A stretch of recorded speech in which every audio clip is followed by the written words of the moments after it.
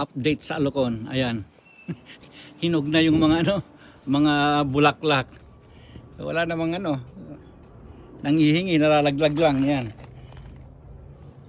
Nalalaglag yan lang yan.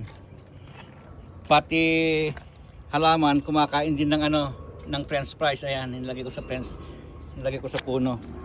Kasi yung basura namin nasa loob.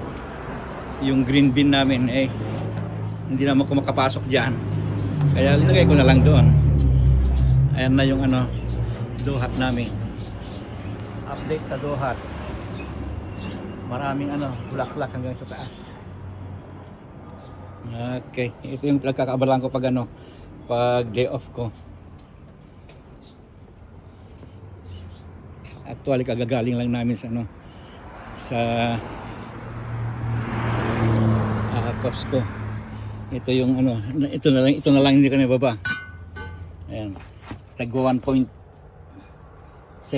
liters tequila blanco at saka vodka pa rin. Ayan. Okay, bababa ko para pampalinaw ng mata. Bye.